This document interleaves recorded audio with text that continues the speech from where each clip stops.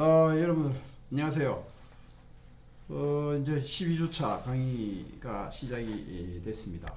우리가 지난 시간에 이제 그 무역운송을 시작을 했습니다. 계약이 체결된 계약을 매도인과 매수인이 각각 이행을 해야 되는데 그 이행의 내용은 크게 세 가지다, 그죠? 계약의 이행의 내용은 운송하고 또 운송하는데 필요한 보험을 들고 그 다음에 이제 결제하는 거. 세 가지가 큰 의무다. 그래서 우리가 지난 시간에 처음에는 해외 시장 조사를 공부했고, 그 다음에 계약이 체결되는 과정을 공부했고, 계약이 성립되면은 유효한 청약과 승낙에 의해서 계약이 체결되면은 거기에 따라서 당사자는 계약의 내용대로 이행을 해야 되는데, 이행하는 것이 첫 번째 우리가 공부한 것이 뭐냐면 운송이었던 운송. 그 운송을 지난 시간에 공부를 했는데 좀 많이 좀 덜 했죠. 운송을 시작했죠, 이제. 근데 이제 운송은 육상, 해상, 항공 세 가지 모두가 가능한데 이 세 가지를 또 복합해놓은 복합 운송이 있다고 이야기했습니다. 이 가운데 이제 해상 운송이 가장 보편적인 무역 운송이다. 예. 여러분들이 그 뉴스에서 봤는지 모르겠는데 24,000 TEU, 그러니까 그 컨테이너를 24,000개를 싣고 갈 수 있는 그런 이제 초대형 컨테이너 선을 우리나라 조선소에서 현대조선에서 대우조선입니까? 거기서 이제 선박을 건조해가지고 이제 우리나라의 유일한 이제 어떻게 보면 대형 운송회사인 대형 해운회사인 현대상선에다가 납품을 했죠. 그걸 12척을 우리가 이제 수주를 합니다. 12척을 이제 그 현대상선에서 수주를 해서 그 12척이 전부 다 넘어가면은 이게 물량이 엄청나기 때문에 이 물량을 싣고 이제 전 세계로 이제 다니게 되는데 이게 이제 코스트 면에서 굉장히 유리하죠. 워낙 선박이 크니까 24,000개는요. 컨테이너 24,000개는 어느 정도 양이냐면요. 서울에서부터 대전까지 컨테이너 일일이 세우면 서울에서 대전까지 갑니다. 이거 엄청난 양이죠. 서울에서 대전까지 가는 줄로 세우면 대전까지 갈 수 있는 컨테이너를 한 선박이 싣고 그 전 세계를 다니면서 뭡니까? 물건을 운송하는 거죠. 그래. 근데 이제 이 해상 운송을 그렇게 하는데 이런 해상 운송은 크게 나누어서 이제 그 전기선 운송과 부전기선 운송이 있고 일반적으로 우리가 대형 컨테이너 선박으로 그렇게 운송하는 거는 대체적으로 전기선 운항입니다. 그래서 우리나라 이제 중소기업들이 미국이나 있는 물건 수출하려니까 그 외국 선사의 물건을 머스크나 이런 데 실으니까 지금 코로나 사태 때문에 이게 운송이 전환하게 안 되니까 운임 굉장히 비싼 거예요. 그래서 이제 중소기업들이 수출 못 하고 있었는데 우리나라에 있는 이제 중소기업 청에서 이제 현대해운하고 같이 협약을 해가지고 24,000 TEU의 선박을 중소기업 물품만 싣는 걸로 해가지고 이제 계약을 해가지고 두세 척에다가 계속 그 중소기업 물건을 중심으로 물건을 실어서 이제 특별히 이제 운항을 해주는 거죠. 예. 근데 여러분들 그런 대형 선박들이 움직이는 것은 전부 전기선입니다. 근데 이제 이번에 협약에 의해서 대한민국 중소기업 물건만 실어주겠다, 중심으로 실어주겠다고 하는 것은 특별히 뭐합니까? 그 운항을 하는 거죠. 그런 것들은 전기선 운항이 아니라 그 용선 운항에 비슷한 거죠. 부전기선 운항에 비슷한 거죠. 전기선 운항에 실을 데가 없으니까 안 실어주니까 외국에서, 그리고 가격이 너무 비싸니까 그래서 이제 우리나라에서 자체적으로 뭡니까? 이제 현대해운에서 선박을 이제 내준 거죠. 정부 협약에 의해서. 그래서 화주들이 거기 물건을 다 실어갖고 물건 보내는 거죠. 그런 것들은 어떻게 보면 부전기선이죠. 부전기선. 전기선은 정해진 스케줄에 따라서 정해진 운임에 따라서 정해진 항로를 다니는 거고, 부전기선은 뭐예요? 필요에 따라서 그 선박을 빌려가지고 빌려가지고 그 선박을 빌리는 사람의 목적에 맞게 운항을 하는 거죠. 시간도, 장소도, 뭐 항로도 모든 것들은 빌리는 사람, 그 선박을 용선한 사람의 용선한 주체에 의해서 그 선박을 움직이는 화주들이 마음대로 할 수 있는 거죠. 그러나 이제 전기선은 뭡니까? 정해진 대로 움직이는 거죠. 우리 지난 시간에 거기까지 하면서 그러면 운임은 어떻게 결정이 되느냐? 전기선은 이제 정해진 운임이 있죠. 근데 그 운임이 정해질 때는 해운동맹이라는 시스템이 있어가지고 카르텔 형성해가지고 운임을 이렇게 많이 부여했는데 그것도 신해운법이 등장하고 또 카르텔법이 등장하면서 상당히 어려워졌다. 그래서 이제 많이 약화되긴 했지만 그래도 여전히 해운 동맹이 있고 전기 노선별로 해운 동맹으로 구성해가지고 가격을 받고 있다. 그렇게 이야기했고 부전기선의 경우에는 이제 계약에 의해서 수요 공급에 의해서 이제 그 용선의 가격이 결정이 되고 거기에 따라서 운임이 결정이 되는 것이니까 그렇게 결정이 되는 것이다.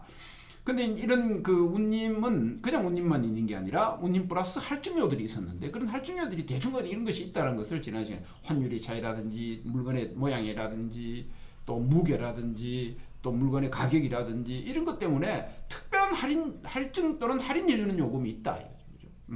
그래서 이제 그런 것들이 다 포함돼 가지고 운임이 형성된다. 이렇게 이제 지난 시간에 공부를 했고 또 이제 양화하고 적재한 데 따른 비용, 선주 중심으로 봤을 때 다시 말해 선박회사 중심으로 봤을 때 FI는 프리인이잖아요, 그죠? 쉬는 거는 책임 안 지겠다는 얘기지. 물건 쉬는 거 화주 당신이 책임져라는 얘기지. F4는 뭐예요? 내리는 거 책임 안 지겠다. 선주가 책임 안 지겠다는 얘기예요. 선박에서 책임 안 내리는 비용 화주 네가 책임져라는 얘기지. FINO는 뭡니까? 내리고 올리는 거 선주가 다 책임지지 않겠다. 전부 다 화주 당신이 알아서 내리고 올리고 다 해라는 얘기죠. 그에 비해서 라이너텀, 벌스텀은 뭐였습니까? 내리고 올리는 걸 전부 선주가 다 책임져 주는 거. 라이너텀은 뭐예요? 전기선 운송의 경우에 라이너텀입니다. 그러니까 우리가 전기선에다 물건을 선박을 미국에 보낼 때 정해진 선박에 물건을 실을 때는 물건을 선박 회사 그러니까 그 해운 회사 입구에 갖다 주면 해운 회사에서 그 물건을 다 접수해 가지고 오는 물건 다 접수해 가지고 그것을 선박에 실는 건 해운 회사에서 알아서 실어 주잖아요. 실어 주고 또 가서 내리는 것도 뭡니까? 현재 가서 내리고 또 선박에서 다 내려 가지고 물건 대기하고 있죠. 그럼 아주 찾으러 오면 물건 바로 내려주는 거죠. 그래서 내리고 올리는데 모든 비용을 선주가 부담한다는 얘기는 뭡니까? 그 비용은 운임에 다 포함이 됐다는 얘기예요. 예. 운임 포함해가지고 다 받는 거죠. 받아가지고 이제 하는 것을 우리는 라이너 텀이다. 그렇게 이야기했고, 다른 말로 벌스 텀이다. 이렇게 이야기했습니다. 그래서 그런 것들도 다 뭐예요? 계약 조건에 넣어야 됩니다. 운임, 운송 계약할 때. 어쨌든 그렇게 해서 운임이 결정된다는 것을 봤고, 이어서 그러면은 화물이 어떻게 이동되느냐 하는 것을 이번 시간에 공부를 할 텐데, 항만 안에서 이동되는 과정, 무역 실무를 하는 사람은 화물을 내가 이렇게 하면 화물이 다음 단계는 어디로 넘어가고 다음 때 어떻게 되고 그래서 선적이 되는구나 하는 과정을 한번 봐야 된다는 얘기예요. 그래서 우리 교재에 보면은 물품 선적 과정이라 해가지고 거기 그림을 내가 직접 그렸습니다. 이거 내 그린 거 애먹었어요. 예, 이거 뭐 한글로 이렇게 그리니까 좀 그림이 좀 어색하긴 한데 어쨌든 내가 직접 그렸는 그림인데 이 그림에 뭐예요? 그 내용을 보면은 이제 그 화주가 화물을 선박에 어떤 과정을 거쳐서 적재하느냐 하는 과정이 이 속에 다 들어 있습니다. 그래서 간단하긴 하지만 그래서 화물의 선적 과정을 보면은 이제 알죠, 그죠? 화물의 선적 과정. 그래서 먼저 화물 이동 과정.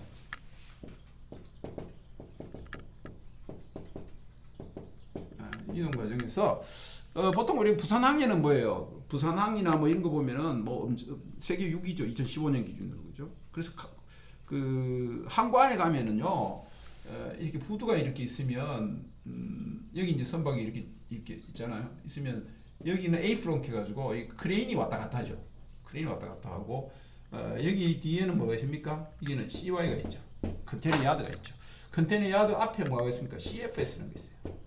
컨테이너 프레이트 스테이션이 있어요. 그래서 이렇게 바로 들어오는 것도 있고 이걸 통해서 들어오는 것도 있어요. CO에 적재가 되면은 뭐예요? 여기서 컨테이너 야드에서 뭐예요? 이리로 이제 옮겨오는 거죠, 그죠? 이 통해서 들어와서 야드에 적재다 이리 옮겨가서 여기서 뭡니까? 화물 트럭에서 이제 싣는 거죠, 그죠? 그래서 이 시설이 되어 있는 것이 뭐예요? 부산항. 부산항 가운데도 뭐 몇 개가 있잖아요, 그죠? 몇 개가 있는데 그 구조에 대해서 내가 여러분들에게 그 사진으로 평면도 해가지고 부산 우원 부두의 모습 해가지고 이제 스타킹 에리어 해가지고 딱 있고 그죠? 쭉 있죠, 그죠? 보통 이렇게 돼 있습니다. 그 외에도 보면은 또 여기도 보면은 뭐가 있습니까? 평면도 해가지고 부산 신선대 부두 해가지고 스타킹 에리어 있죠, 그죠? 이 스타킹 에리어는 이제 막 컨테이너 야드들이 좀 포함되는 그런 개념이 되겠는데, 그죠? 재놓는 거, 컨테이너 재놓는 것이죠. CFS 있네. CFS를 거쳐서 스타킹 에리어로 들어가죠, 그죠? 부산 자성대 보면 CFS 표시가 있어요. CFS에서 꽉 찬 화물을 만들면은 스타킹 에리어, 컨테이너 야드 들어가고, 컨테이너 야드에서 뭡니까? 선박으로 적재가 들어가는 거죠. 그죠? 예, 대충 그렇게 이제 돼 있습니다. 예. 스타킹 에리어 입구에는 다 CFS가 있어요. CFS. 저기 평면도로 보면은 신선대도 CFS가 있고 스타킹 에리어가 있죠. 그죠? 있습니다. 예. 그 다음에 여기도 보면은 어디 CFS가 안 보이네 여기는. 글자가 작아가지고. 예. 그래서 우암부두에도 뭐예요? 스타킹 에리어 앞에 어디 보면 CFS가 있습니다. 그죠? CFS를 거쳐서 다 들어가게 돼. 웬만하면 CFS를 거쳐 가든지 바로 스타킹 에리어 들어가든지 CI로 들어가든지 그죠? 그렇게 되어 있습니다.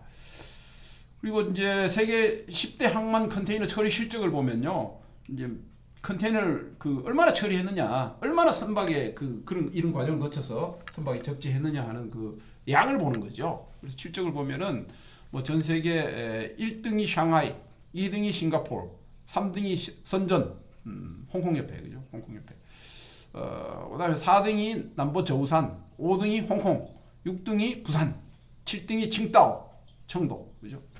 8등이 광저우, 9등이 천진, 10등이 가오슝. 여러분들 보십시오. 다 중국입니다. 다 중국입니다. 홍콩도 사실 중국권이잖아요. 싱가포르도 사실 중국권이거든요. 유일하게 중국권이 아닌 것이 뭡니까, 여러분들? 한국 부산항밖에 없습니다. 싱가포르도 사실은 뭐 화교권이잖아요. 그렇게 보면 이 컨테이너 물동량은 뭐 우리 또 동북아시아 여기가 거의 대부분 차지하고 있습니다. 한국, 중국, 그 다음에 싱가포르, 홍콩. 이 정도가 뭡니까? 세계 컨테이너 움직이는 양의 최대 항구가 여기 다 모여 있어요. 이거 참 기야말 노릇이죠. 그죠? 이게 엄청난 변화죠. 이게 아니었거든요. 전부 유럽이나 미국이나 여기가 큰 항구, 특히 저기 네덜란드 그런 암스테르담 이런 데잖아요. 그죠? 그런데 엄청난 유럽의 항구들이 많이 있는데 그걸 제끼고 이런 이제 결과가 지금 왔죠. 그래서 이건 뒤집을 수 없을 것 같아요. 중국이 워낙 무역량이 많으니까요. 어쨌든 이렇게 이제 하는데 해상 화물 운송을 할 때 해상 운송 화물의 이동 과정을 한번 보자. 이동 과정. 그래서 이동 과정 보면은 처음에 이제 이렇게 부두에 물건이 들어오잖아요. 들어오면은 어떻게 이제 되느냐 이거죠. 그죠? 어떤 과정을 거쳐서 이제 선적이 되느냐 하는 것을 보는 거죠. 자, 화물을 내가 화주다 이 말이죠. 그죠? 화주면은 선박 회사에다가 shipping 오더를 냅니다. 내 물건 좀 실어주세요라고 shipping 오더를 내요. 먼저 화주가 shipping 오더를 냅니다. shipping 리퀘스트를 내죠. 참 미안합니다. shipping 리퀘스트를 하죠. 저기 뭡니까? 내 좀 물건 실어주세요. 요청을 하는 거죠. 그래서 그걸 갖다 우리 SR이다. 이건 리퀘스트예요. shipping 리퀘스트죠. shipping 리퀘스트. 선적을 요청하는 shipping 리퀘스트. 선적 요청하는 거죠. 이거는 이제 화주가 뒤에 선박회사에 shipping 리퀘스트를 합니다. shipping 리퀘스트를 하면 shipping 리퀘스트 이제 하면은 이게 이제 소위 말해서 이제 그걸 보고 난 후에 선박회사는 뭡니까? 이거 하면서 이제 소위 말해서 SO shipping 오다를 작성하죠. 작성해서 같이 제출하죠. 그죠? 제출하죠.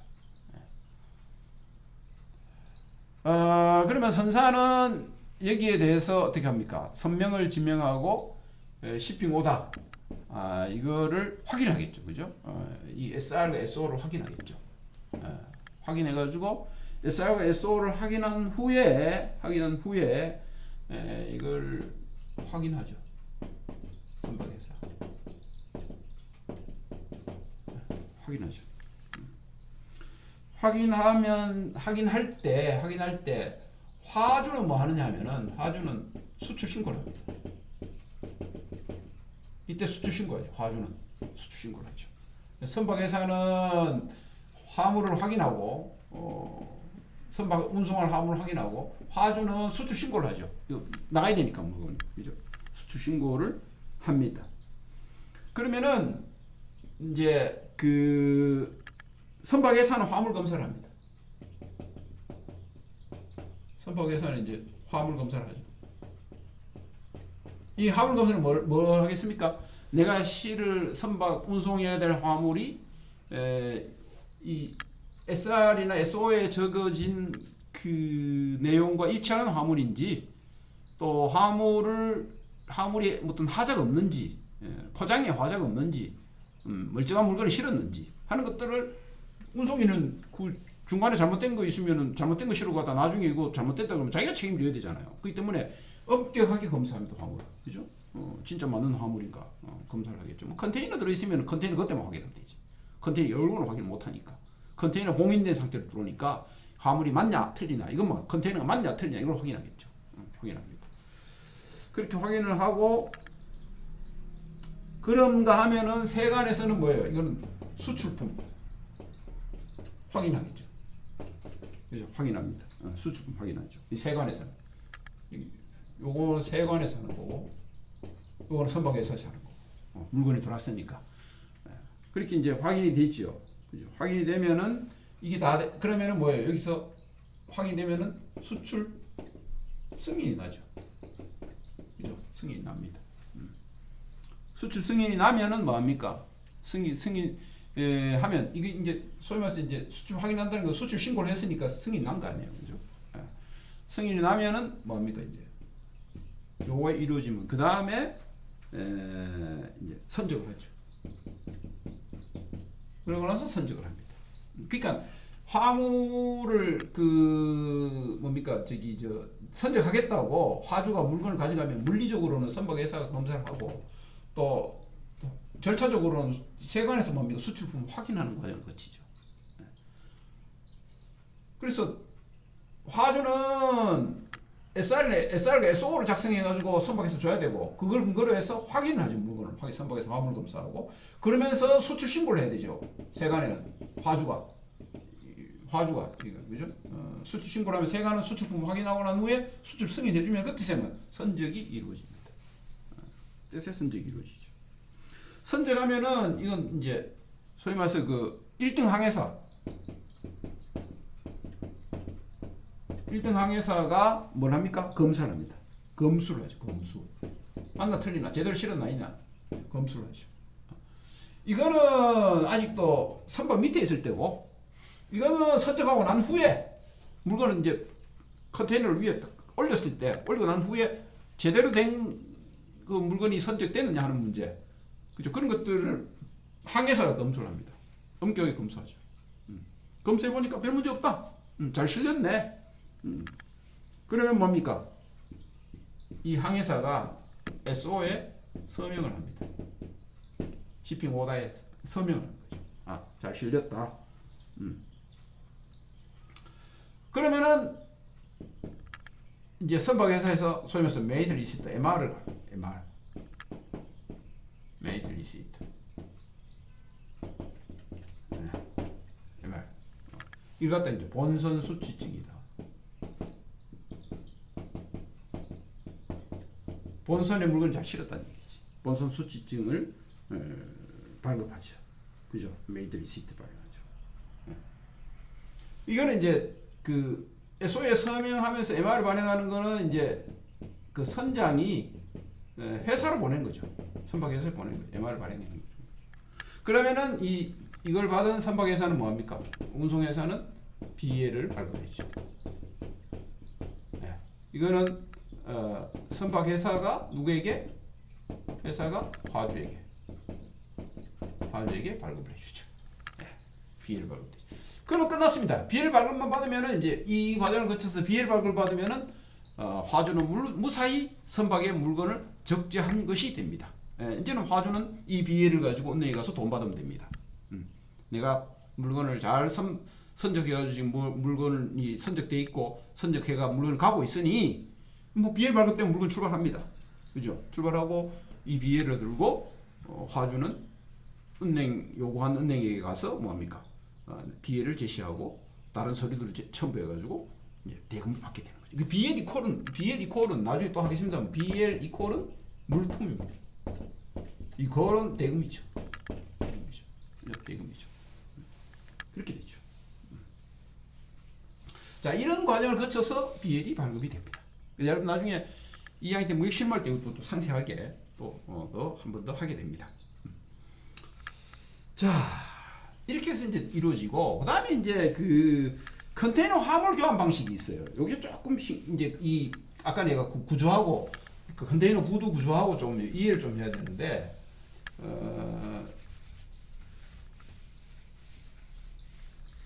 컨테이너 화물이 공장에서부터 시작해서 상대편 도착지까지 가는 과정이 있어요. 그 과정이 여러 가지 방식이 있는데, 컨테이너 화물 교환 방식이 있어요.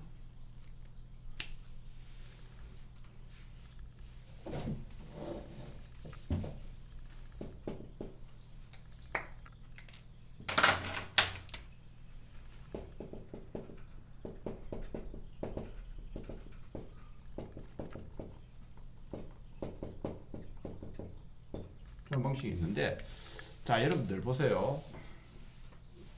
컨테이너 이렇게 있잖아요.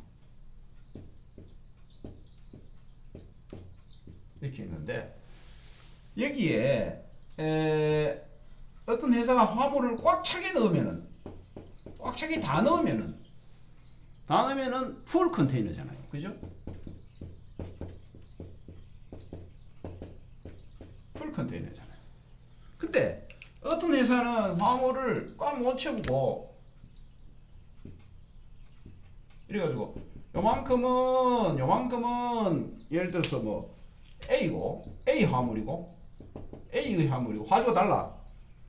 또 요만큼은 이제 B 화물이야. B 화물이야. 또 요만큼은 C 화물이야. 그래서 이와 같이 여러 사람의 화물이 이제 모여가지고 한 컨테이너 되는 거 있단 말이에요. 그죠? 그러면은 여러분들 이 화주 한 사람으로 봤을 땐 이게 한 컨테이너 안 되는 거잖아요. 그죠? 그래서 이게 이제 한 컨테이너 안 되는 게 있어요. 풀 컨테이너 안 되는 게 있단 말이에요. 예. 그거 갖다 우리는 이제 여러분들 책에 보면 나오지만은 LCL 화물이에요. LCL. 예. Less Container Load다 해가지고 LCL. 예. LCL. 예. 이게 안 되는 부분 요런 식으로 한 컨테이너 안 될 경우에 A 하주 입장에서 봤을 때 이거 요만큼밖에 안 되잖아. 화물이 LCL이죠. 이거는 이런 갖다가 우리는 풀 컨테이너 로드 해가지고 FCL이라고 이야기하고 꽉 찾는 것을, 그 다음에 덜 찾는 것 갖다가 less container load라고 이야기해요. 그래서 이제 이 덜 찾는 거 이런 거 갖다가는 LCL이라고 이야기하고, 이 꽉 차기 다 했는 걸 갖다가 뭐예요? FCL이라고 이야기해요. 화물을. 그래서 LCL과 FCL을 이해를 해야 돼. 뭐 이해하고 말 것도 없죠. 한 컨테이너 안 되는 물건은 LCL 화물이고, 한 컨테이너 꽉 차는 화물은 FCL 화물이다 이거죠. 이게 이동 경로가 이게 LCL이냐 FCL에 따라서 달라집니다. 그래서 내가 이걸 먼저 설명하는 거예요. LCL은 어떻게 합니까? 여러분들 요만큼 가지고 화물 그 선박에 못 싣잖아요. 그러면 LCL 화물들 모아가지고 FCL로 만들어야 돼. 만들어갖고 적재를 해야 돼. 이거 요만큼 덜 되는 건 컨테이너만큼 비우고는 운송이 선박이 적재가 안 됩니다. 그래서 아까 여러분들 그래서 저기 부산항에 가면은 컨테이너 항구에 가면은 여기 CFS가 있어. 아까 이야기했죠? CFS가 있어. 컨테이너 프레이트 스테이션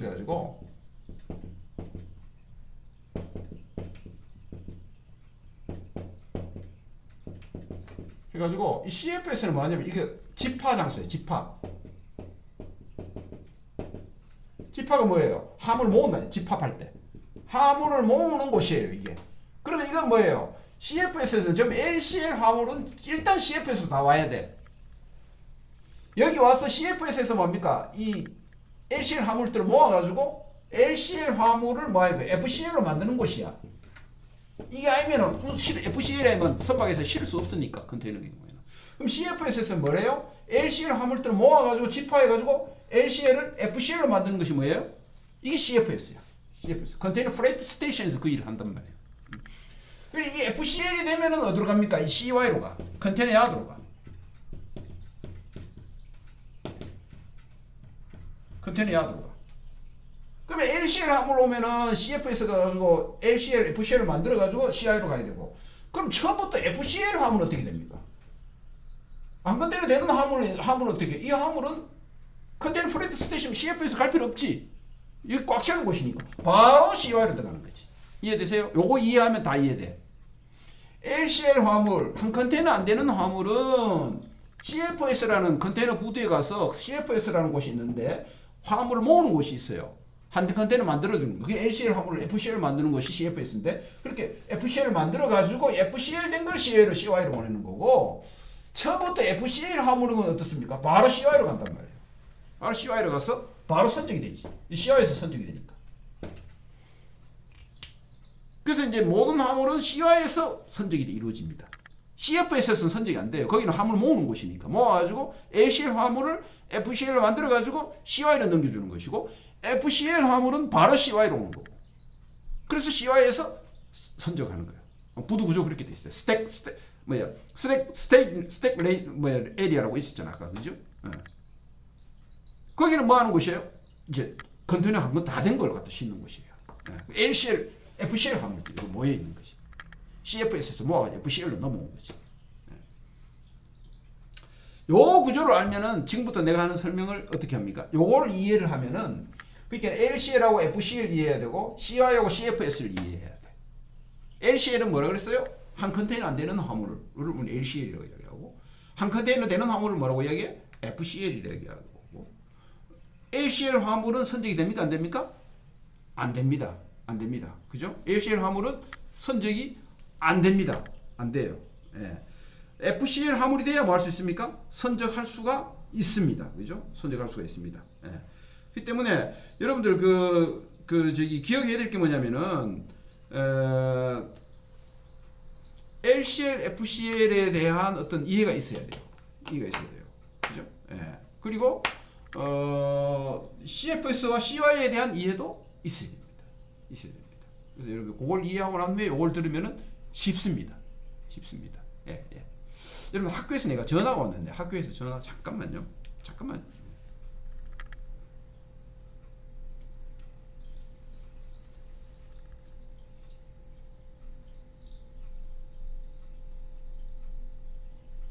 여보세요? 예, 박상규입니다. 예. 예. 예. 예. 예. 보내줬습니다. 예. 예. 예.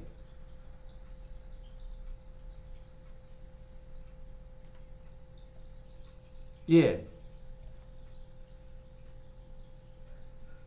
거긴 다 해야 됩니다. 예, 예.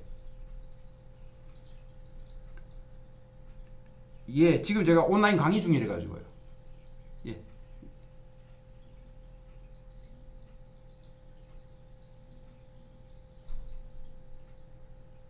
그렇죠. 예. 예. 예. 감사합니다. 예. 미안합니다, 여러분들. 중국 학생 때문에 전화가 왔어요. 자, 아이고 이거 LCL하고 FCL 어떻게 해야 돼요? 그거 이해해야 되고 그 다음에 그 CFS하고 CY하고를 이해를 해야 돼. 그 두 개만 이야기하면 이거는 뭐예요? 쉬워. 그 다음부터 쉬워. 자, 볼까요? 어떻게 하는지. 요걸 이해했다고 보고 여러분들에게 계속해서 하겠습니다.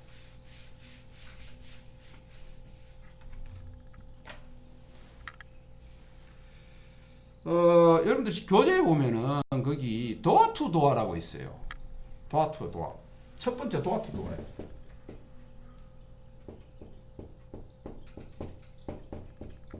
도어 투 도어예요.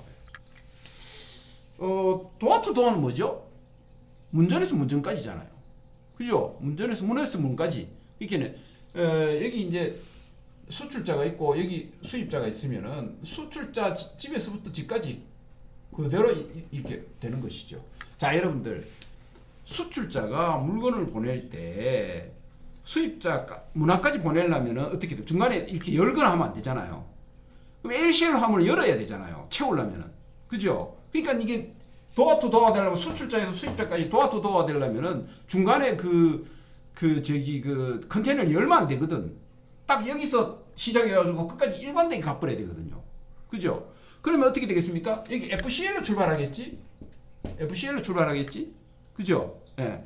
그 다음에 CY로 가겠지, 바로. 이게 이제 양쪽 부두가 있다면? 여기 바다고. CY로 갔죠? 그러면 도착해가지고 CY에 도착을 해. 역시 CY에 있어. 열 필요 없죠? 바로 가야 되니까. 여러분들 CY에서 이게 화물이 열리면 안 되죠. 그럼 B에게 바로 못 가잖아요. 그죠? 그래서 CY 바로 B에게 갈 수가 있죠.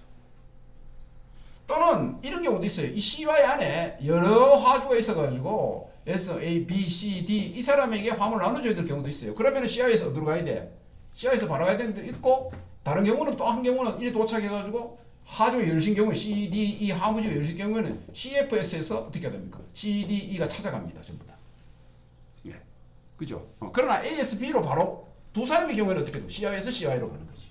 CI에서 CI로 가는 거지. 그죠? FCL 화물이 돼가지고. 예. 도어 투 도어는 CI, FCL 해가지고 수하인이 공장의 창고까지 가는 거. 요렇게 딱 이렇게 가는 거. 그다음 두 번째로는 도어 투 CI가 있어요.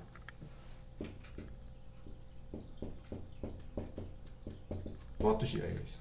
요거는 좀 의미가 있어요. 자, 여러분들 이것도 역시 출발할 때는 FCL이죠. CI로 갔죠. 근데 바다 건너서 CI까지만 가는 거예요. 여기서 CFS로 가가지고 다시 뭐 여러 사람에게 나눠줄 수도 있어. 그죠? 예, 여러 사람에게 나눠줄 수 있어요. 예. 그래서 도어 투 CY는 이제 그 CY까지만 책임지고 수화인에게 주는 거죠. 그죠? 여기서 이제 끝나는 거죠. 끝나는데 이 뒤에는 뭐예요? 자기가 알아서 하는 거지. 화주가. 그래서 보통 이런 경우에는 여러 사람의 경우는 대표 CY가 대표 화주가 받아가지고 CF에서 가서 나눌 수도 있겠죠. 예, 어쨌든 CY까지만 운송하는 거죠. 풀 컨테이너로 가야 됩니다. 그죠? 그 다음에 이제 CY2 도어가 있어. CY2 도어가 있어. 그럼 어떻게 됩니까? 예, 우리나라 CY에서 출발해가지고 쭉 가가지고 뭡니까? B에게 지휘 공장까지 가는 건데 이 경우는 어떻게 했습니까? 여기서 CFS를 거쳐서 CY로 갈 수도 있어요. 여러 화주의 물건을 담아가지고. 그죠? 여러 화주의 물건을 담아서 CFS에서 CY를 만들어 CF에서 이게 LCL 이래가지고 여기서 CFS에서 FCL로 만들어서 뭡니까? CY로 넣어가지고 바로 갈 수도 있어요. 이거는. 그죠? 어쨌든 간에 CY에서 내수인 공장까지 다 가는 거. 그죠? 그걸 우리는 CY2 도어라고 이야기를 합니다. CY2 도어라고 이야기해요. 네. 자, 그 다음에 네 번째로는 CY2 도어 했네. 네 번째로는 도어 투 CFS로 갈 수도 있어요. 그러니까 아까 여기 이야기했지만 출발할 때는 CFS로 출발해. FCL로 출발해. 그러니까 수출자 공장에서 출발하는 거지. 그래서 CY를 가지겠죠. 이쪽도 역시 뭐예요? CY를 가겠죠. CY에서 CFS로 가는 거예요. 그래서 이것은 뭡니까? A, B, C 화중에 나눠주는 거. 그래서 이 공장에서 바로 FCL로 채워가지고 CY를 거쳐서 수입지 국가에서는 CFS까지 가는 거. 가가지고 CFS 간다는 얘기 뭐예요? 화주에 여럿이라는 얘기지. A, B, C 화주에 여럿이 있다는 얘기지. 그죠? 네. 여러분들 아까 이야기한 그 개념만 이해하면은 쉽습니다. 그죠? 네. 그 다음에 이제 CY to CY가 있어요. CY to CY. 다섯 번째로 CY to CY가 있어요. 이거는 이렇게 됐으면은 여기 CY잖아요. 여기도 CY잖아요. 그죠? FCL로 CY에 들어가서 역시 FCL로 CY까지 도착하는 거예요. 지금까지는 누가 가져가는지 모르겠어. CY to CY. 그죠? CY to CY. 그래서 이제 그 화물을 직접 뭐예요? 화주가 다 이렇게 해가지고 C를 채워가지고 FCL로 이렇게 해서 책임지고 뭐예요? CI까지 운송해가지고 CI에서 넘겨주는 거죠. 그죠? 운송인에게 넘겨주는 거죠. 그래서 목적항의 CI까지만 물건을 갖다 주는 거죠. 그죠? 그 다음에 이제 CY2 CFS가 있어. CY2 CFS. CFS는 뭐 하는 것이죠? 화물 여럿이 나눠주는 것이죠. 그래서 역시 CY에서 가서 CY 갔다가 CFS 가서 CF에서 화물을 분배하는 거죠. 분배하는 거죠. 그죠?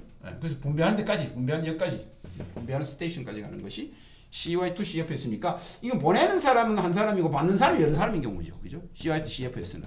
그러니까 화주가 처음에 보내는 송화에는 여러 사람인데 송화에는 한 사람인데 수화에는 여러 사람인 경우를 CY2 CFS라고 이야기하죠. 그다음 일곱 번째로 CFS2 도어. 그러니까 이거는 화주가 여러 명이라는 얘기지. 그렇죠? 그래서 여기서 LCL 화물을 가지고 CFS에서 가고 CFS에서 CY 가가지고 CY에서 CY 가가지고 CY에서 뭡니까? 공장까지 갔으니까. 그러니까 이거는 여러 명의 송화인과 한 명의 뭐예요? 수화인. 이게 여러 명의 송화인 보내는 사람이고 한 명의 수화인. 한 명이 물건 받는 거죠. 그죠? 네. 그 다음에 이제 나오는 게 CFS2 CY. 많지만 여러분들 원리만 이해하면 쉬워요. 여덟 번째로는 너무 많나? 여덟 번째로는 CFS2 CY2 CFS. CY2 CFS. 똑같아. 여기서 CY 하니까 FCL로 출발하겠죠? 그죠? FCL로 출발해가 CY 와가지고 여기 가서 도착해서 역시 CY에서 CFS로 갔으니까 CFS에서는 화주가 여러 명이죠.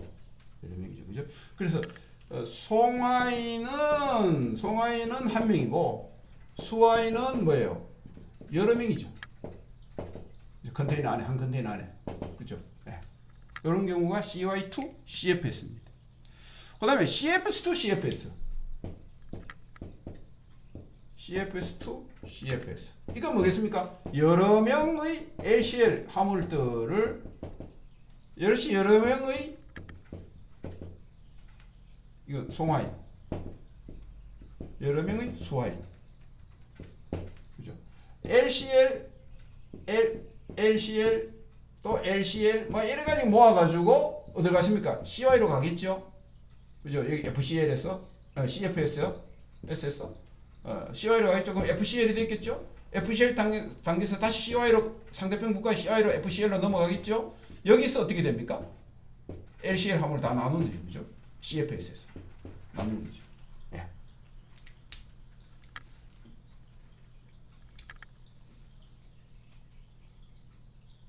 자, 9개까지 경우의 수를 했는데 여러분들이 혼란스러울까봐 내가 한 번 더 정리를 해주겠습니다. 자, 다른 건 다 이해 안 해도 좋은데 요것만 이해하면 됩니다. 요거 이해하고 여러분들이 보시면 돼요. 자, 이거 전체 원리를 내가 여러분들께 설명을 해 드리겠습니다.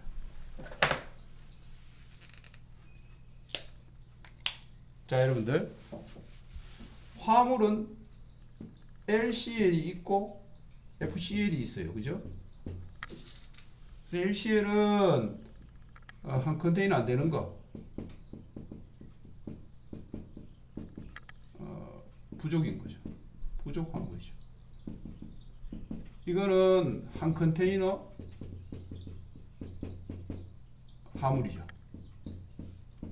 그죠? 그래서 이거는 LCL 플러스 LCL 플러스 LCL 뭐 이래가지고 뭡니까? 모아서 FCL이 되는 거죠. 이거는 뭐 자체가 한 컨테이너니까.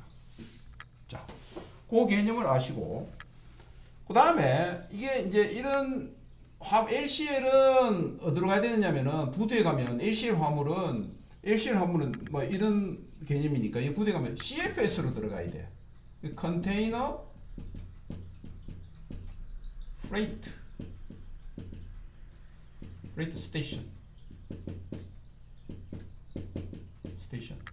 CFS인데 이거는 소위 말해서 LCL 화물 집화장이에요. LCL 화물 모으는 곳이에요. 그래서 여기에서 뭐 하는 거예요? LCL 화물을 FCL 화물로 바꾸는 곳이에요. 만드는 곳이에요. 요거 CFS만 LCL 화물 CFS만 이해하면 뭐 간단하죠. 그래서 이제 FCL 화물이 되면은 어디로 갑니까? 여기서 CY로 갈 수가 있어. 그래서 CY에서 선적을 해. 근데 여러분들 FCL 화물은 어떻습니까? 이게 필요 없죠. 바로 들어갑니까? CY로 갈 수가 있지. 예, 바로 CY로 가서 바로 선적이 가는 거죠. 예, 요 원리를 알아야 돼. 그러니까 LCL하고 FCL하고 CFS하고 CY하고의 관계를 알아야 돼. 응? LCL 화물을 알아야 되고 FCL 화물을 알아야 되고 CFS를 알아야 되고 CY를 알아야 돼. 요 네 가지만 알면 어떻게 됩니까? 개념만 알면 관계를 알면 쉽죠. 예. 그러면 이 개념 알았다고 보고 좀 봅시다.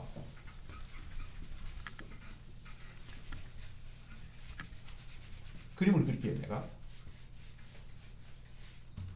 부두를 그리면 이렇게 돼 있고 여기가 CY고 여기가 CY, 여기가 한국이고 한국 부산항이고 여기가 LA 롱비치예요. 롱비치항이에요. CY가 이렇게 있고 CY 뒤에 옆에 여기 뭐였습니까? CFS가 있어. 여기도 CY가 이랬는데 여기에 뭐가 있습니까? 요 끝에 CFS가 있어. 자, 이렇게 돼 있고 여기가 태평양이야. 여기 선박이 이렇게 있고 이게 부두. 여기도 이게 부두. 이건 태평양 바다. 한국에 있는 대구에 있는 대구 성서공단에서 안경테를 만들어 가지고 수출하는데 이 성서공단의 안경테 공장이 안경테를 많이 만들어서 이제 미국으로 수출하는데 자기 공장에서 안경테를 포장해 가지고 한 컨테이너가 되는 화물이 있고 한 컨테이너 안 되는 화물이 있잖아요. 그죠? 그래서 어떨 때는 한 컨테이너 돼. 그래서 여기 자체에서 FCL이 돼. 컨테이너가 꽉 찼어. 그러면은 바로 CY로 오면 돼. 그죠? 근데 어떨 때는 LCL이야. 화물이 한 컨테이너 안 돼. 그러면 CY로 바로 들어갈 수가 없어. 어디로 가야 돼? 이거는 CFS에 가야 돼. 부산항에 가면 CFS 있단 말이야. 부두에. CFS에 가면 여기 LCL 화물들 어떻게 됩니까? 여러 화물들 LCL 화물을 모아가지고 여기서 뭐 합니까? FCL로 만들어가지고 CY로 집어넣어줘. 그죠? 예. 그래서 이 CY에서 뭐 합니까? 어쨌든 간에 선적을 하게 됩니다. 자, 이 도착했어. 도착해가지고 이거 도착했단 말이야. 도착 내리면은 CY에 내려가지고 받을 사람이 한 사람. 수화인이 뭡니까? 수화인이 1명인 경우. 그러니까 풀 컨테이너를 FCL을 받을 사람은 뭡니까? 바로 CY에서 바로 수화인이 넘어갑니다. 근데 수화인이 여러 명인 경우. 그러니까 이 LCL 화물 받을 사람이 LCL 화물 받을 사람이란 말이에요. 이 사람도. 한 컨테이너 다 이란 말이야, 내가. 한 컨테이너 안 되는 물량을 받아야 되는 사람이 있으면 여러 명의 소환이 있을 거 아니야. 그때는 이 물건이 여기 와 들어와서 어떻게 됩니까? CFS도 거쳐서 여기 나눠주는 거예요. 그래서 CFS는 모으기도 하고 나눠주기도 하죠. 그죠? 예. 화물을 모으기도 하고 나눠주는 것은 CFS고, CI에서 한 컨테이너를 무조건 가져간 사람 그냥 나가면 되고, 그냥 한 컨테이너 보낸 사람 그냥 들어오면 돼. 바로. 요 개념을 이야기하는 거예요. 그러면 여러분들, CFS to CFS는 뭐예요? 화물 송화인도 전부 다 여러 명이죠. LCL 화물이죠. LCL 화물이라는 뜻이죠. 이것도 뭐예요? 수화인도 뭐예요? LCL 화물. 여러 명이라는 얘기지. 그죠? 그런 형태로 컨테이너가 옮겨지는 경우도 있고, 그 다음에 또 다른 건 뭐예요? CY2, CY가 있단 말이에요. 이거는 뭐예요? 이건 모두 다 FCL이란 말이에요. 받는 사람도 보내는 사람도 다 FCL이란 말이에요. 그죠? 이런 경우에는 CY에서 바로 CY로 넘어가는 거지. 근데 이 두 가지 경우를 섞으면 또 어떻게 됩니까? CFS2 CY가 있단 말이에요. 여러 명이 보냈는데 한 사람이 받는 거, 한 컨테이너 받는 거. 한 컨테이너를 여러 명이, 그러니까 LCL 화물, LCL 화물 3개가 뭐 훔쳐가지고 보내. 그러면 CFS에서 FCL 만들어 CY로 보내는 거지. 예. 그러면 수화에는 어떻게 됩니까? 수화에는 한 컨테이너 그대로 받는 사람이야. 그러면은 CFS2 CY야. 예. 그럼 바로 CY에서 빠져나가는 거야. 그죠? 이거는 어떻게 됐습니까? CFS에서 CY 가가지고 뭡니까? 이쪽 CY로 가겠지. 그죠? 네. 그럼 반대로 CY2 CFS도 있어. 이건 뭐예요? 보내는 사람은 한 컨테이너 보냈는데 받는 사람이 LCL로 받아야 돼. LCL 받아야 돼. 그러면은 여기서 CY 와가지고 도착이 CY 와가지고 CFS로 가겠지. CY에서 CY로 왔다가 CFS로 가겠지. 가서 CFS에서 나눠주겠지. 그죠? 네. 이 네 가지 원리만 알면 그 다음부터는 도화 붙으면 어떻게 됩니까? 도화는 집이니까 도화는 무조건 FCL이에요. FCL이에요. 네. FCL로 출발 안 할 수가 없어. 네. 이건 바로 어디로 갑니까? 도화에서 출발하면 바로 전부 CY로 가는 거예요. 전부. 네. 받는 사람도 마찬가지. 그죠? 네. 그렇게 이해를 하면은 이 도표가 다 이해가 되겠죠? 네. 너무 시간 많이 끌었다. 자, 이렇게 해서 이제 그 화물이 운송이 되면은 아까 뭐가 발행 이게 선적이 이런 과정에서 선적이 이게 선적 과정이잖아요. 선적이 이루어지면은 뭐가 발행된다 그랬죠? 선화증권이 발행된다 그랬어요. 그렇죠? 선화증권.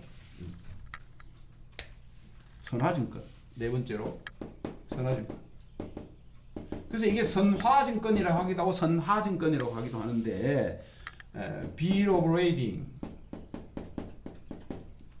lading인데 이거는 이제 소위 말해서 이제 해상 화물의 운송장이거든요. 운송장이거든요. 그래서 먼저 이제 선화증권의 의미를 보면은 아까 여러분들 그 화주가 물건을 수출 검사도 받고 또 그 선박 회사의 검사를 받아가지고 물건을 무사히 잘 실으면은 그 1등 항해사가 그 물건을 확인하고 난 후에 메이트 리스트 본선에서 잘 받았다고 메이트 리스트를 발행해 주면은 그 메이트 리스트에 의해서 선박 회사는 화주에게 BL을 발행해 BL, 비ll 오브 레이딩을 발급해 준다 그랬어요. 그러면 그 BL은 화주가 뭐예요? 그 물건과 똑같은 거예요. 그죠? 예. 이 물건 보낸 수출자 입장에 그게 물건 보내고 받은 서류가 BL이거든. 그 BL이다. 그 BL은 이제 이게 이제 대금 결제에서 가장 중요 서류입니다. 중요 서류예요. 네. 예. 그렇기 때문에 이게 이제 이게 없으면은 이제 대금 못 받습니다. 그죠? 그래서 이 첫 번째는 뭘 의미하냐면요. 이제 화물이 선적됐다. 화물 선적 증거 서류예요. 화물 선적 증거 서류예요. 그죠? 예. 선적이 됐다는 얘기는 화물을 선박 회사가 뭐 하고 있습니까? 점유하고 있다는 증거예요. 우리가 잘 갖고 있다. 그 화물을 잘 갖고 우리가 운송하겠다. 그래서 화물 선적 증거 서류고 또 그다음 두 번째는 운송계약 체결 증거예요. 누가 운송계약했어요? 화주와 송화인과 선박회사 둘 사이에 운송계약을 체결했다는 증거가 됩니다, 여러분들. 운송계약 체결의 증거입니다. 네. 그다음에 세 번째로는 이게 권리증권입니다. 이게 중요하죠.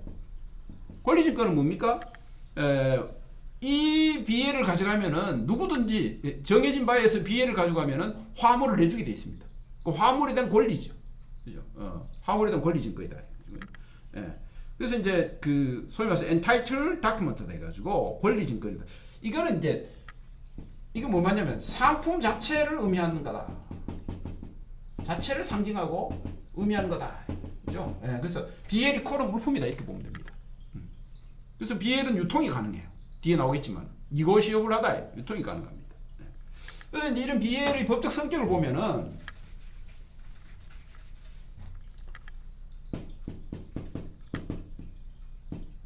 법적 성격을 보면은 먼저 이제 그 요인증권이다. 여러분 이거 굉장히 선화증권 중요하기 때문에 요인증권이다. 요인증권이다. 선적했다는 원인에 의해서 발행되는 증권이다. 요인증권이다. 요인증권. 선적을 위해서 물품을 수취했기 때문에 그 원인으로 해서 발급되는 증권이다. 선박회사가 그거로 해서 발급된 증권이다 하는 게 요인증권이고, 그 다음에 요식증권이에요. 이게 중요합니다. 요식증권이. 왜 중요하냐면은 요식증권이라는 것은 이거는 바로 유통이 가능하다는, 유통이 된다는 얘기는 뭔 이야기입니까 여러분들? 이건 화폐와 같다. 화폐처럼 수표처럼 유통이 된다는 얘기예요. 이서에 의해서, 배서에 의해서. 내가 누구에게 이건 물건을 넘긴다고 할 때 비해를 넘기면 그 물건을 넘기는 거 똑같아. 예. 그게 뭐예요? 요식증권. 요식증권이라는 건 뭐냐면은 법에서 형식을 정해놨어요. 요식. 형식이 정해져 있다. 정해진 법에서 정해진 상법에서 정해진 형식에 따라서 발급이 돼야 돼. 발행이 돼야 돼. 그래서 그 여러분 수표 같은 거는 철저하게 그 형식에 틀리면은 그 수표는 효력이 없습니다. 비해도 마찬가지입니다. 상법에서 정해진 요식 형식이 있습니다. 그 형식에 따라서 발행이 돼야 그 유효한 서류가 되고 그게 유통이 가능해집니다. 이것은 곧 물건이요 현금하고 똑같습니다. 네. 요식증권이다. 요식증권. 그 다음에 이제 유통증권, 이제 이야기했죠. 유통증권이다. 그 요식증권이기 때문에 뭐예요? 유통증권의 성격을 갖고 있다. 네. 그 다음에 이제 문헌증권이다. 문헌증권은 뭐냐면은 이 증권에 기재된 말에 대해서 책임을 져야 된다. 책임을 져야 된다. 기재문헌에 대해서 증권 소지인에게, 증권을 가진 사람에게 그 우리가 약속해 놓은 거니까 증권을 가진 사람에게 우리가 약속해 놓은 것을 책임져 주겠다. 물건을 주겠다고 줘야 됩니다. 그죠? 물건을 넘겨주겠다고 넘겨줘야 됩니다. 그게 뭐예요? 소위 말해서 문헌증권이다. 그죠? 그리고 이제 이게 참고로 풀세트로 발행이 됩니다. 풀세트 발행이 뭐예요? 세 통이 발행, 세 통. 그죠? 세 통이 발행되는 것이다. 그죠? 그 다음에 이제 BL은 여러 가지 종류가 있습니다. 종류를 다 할 수는 없는데, 어쨌든, 온보드 BL이죠. 온보드 BL. 종류. 세 번째로 종류를 보면은, 온보드 BL이다. 이거는 선적 선화증권이다. 선적했던 선화. 그럼 선적 안에는 선화증권도 있습니까? 있습니다. 물건을 선박에 딱 이렇게 올려놨을 때 온보드 BL이 되는 거예요. 근데 물건을 선적에 옮겨놓기 전에 여기서 물건을 수취하고도 BL을 발행해 줍니다. 발행해 줍니다. 이 리시브드 BL 이렇게 해가지고, 리시브드 BL 이렇게 해가지고 물건을 컨테이너 항구에서 그냥 컨테이너에서 CI에서 그냥 받았다. 해서 CI에서 발행해 줬습니다. BL을 선적도 안 됐는데, 근데 이제 나중에 결국 그 리시브드 BL을 받아가지고 발행해주고 난 후에 물건을 선적하면 뭡니까? 언제 선적했다고 확인해 줍니다. 그러면 이제 리시브드 BL이 온보드 BL이 돼요. 왜냐하면 온보드 BL 돼야 은행에서 돈을 줍니다.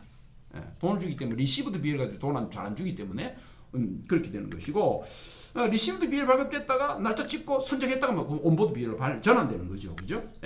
그렇게 여러분들이 알면 되고, 그 다음에 두 번째로는 이제 크림 BL이라는 게 있어요. 크림 BL 있으면 덜티 BL이 있겠지. 그죠? 반대가 덜티 BL입니다. 그럼 크림 BL은 깨끗하다는 뜻이잖아요. 뭐가 깨끗해? 선화증권에 하자가 없는 거다는 얘기예요. 아까 여러분들 1등 항해사가 선박에 물건을 실으면은 메이트 리시트를 발행해 준다고 했죠. 본선 수취증을 발행해 주는데 1등 항해사가 확인했을 때 이 물건에 이상이 있다라고 하면은 그 이상이 있는 내용을 메이트 리시트에 적게 되어 있습니다. 이거 받아보니까, 물건 받아보면 선박에 실어보니까 이게 이러이러한데 포장에 하자가 있고 뭐가 하자가 있다라는 것을 적어서 메이트 리시트를 보내줍니다. 그러면 그 메이트 리시트를 받은 선박회사가 BL을 발행해 줄 때 BL에 대해 그 내용을 적습니다. 선장이 확인했는데 이러이러한 내용이 지금 문제가 있는 물건이다 라고 딱 적어주면 그건 덜티 BL이 되고, 그런 게 없이 발행되는 BL은 뭐예요? 크림 BL이 돼요. 크림 BL. 그죠? 크림 BL. 그럼 은행에서는 크림 BL을 요구하겠죠? 그죠? 덜티 BL은 결제를 안 해줍니다. 그죠? 크림 BL과 덜티 BL, 펄 BL. 그죠? 여기까지만 하고 다음 시간에 선화증권의 그 종류에 대해서 조금만 더 하고 이제 항공, 육상 운송, 복합 운송으로 다음 시간에 넘어가도록 하겠습니다. 여러분들 이번 시간도 수고 많았습니다. 내 중간에 전화를 잠깐 받아가지고 미안합니다. 여러분 학교에서 온 전화를 해서 또 이 강의와 관계 있는 우리 클래스에 있는 학생의 스토리고 그래서 내가 전화를 받았습니다. 여러분들 하여튼 다음 시간에 우리 또 잠깐 쉬었다가 만나도록 그렇게 하겠습니다. 이번 시간에 강의 수고했습니다.